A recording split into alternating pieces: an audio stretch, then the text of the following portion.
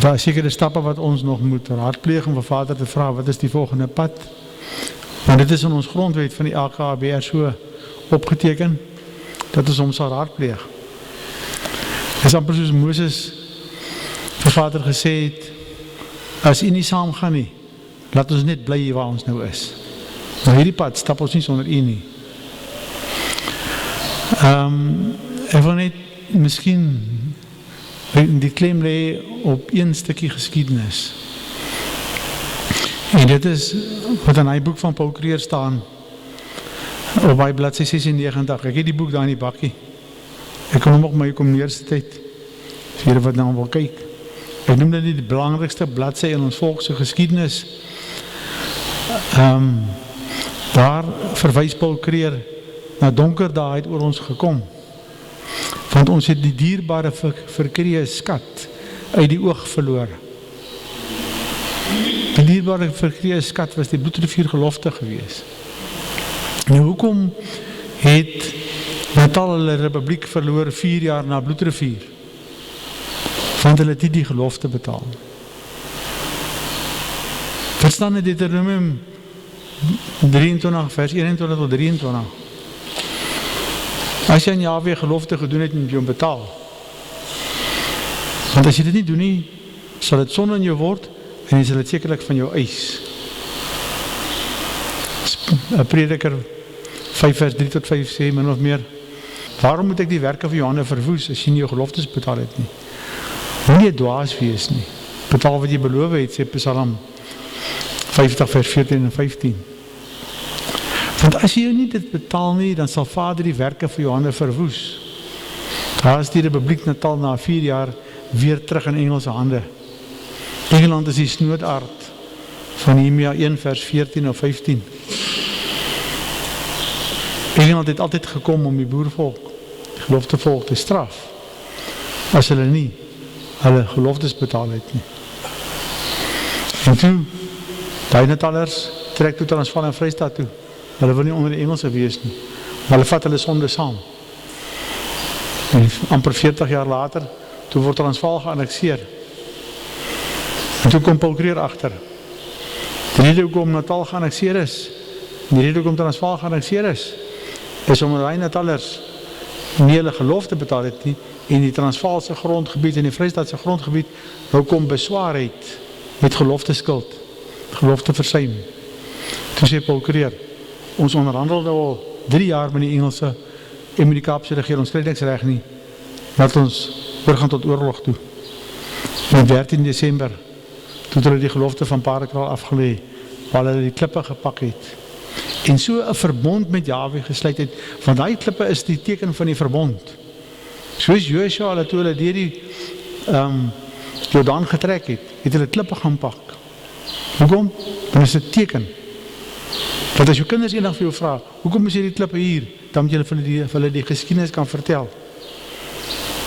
En so is die klippe daar gepak, hulle het 'n verbond gesluit. En op die 13 Desember het dit gebeur.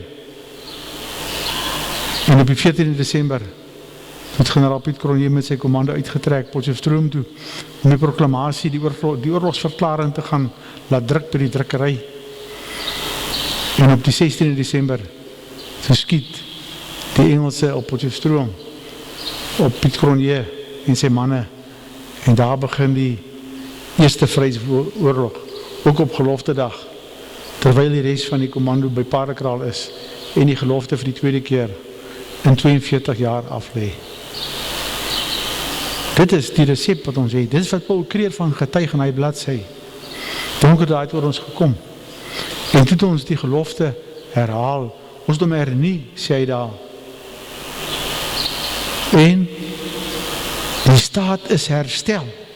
Binne 11 weke vandat hulle die Paardekraal gelofte afgelê by Majuba, is die staat herstel.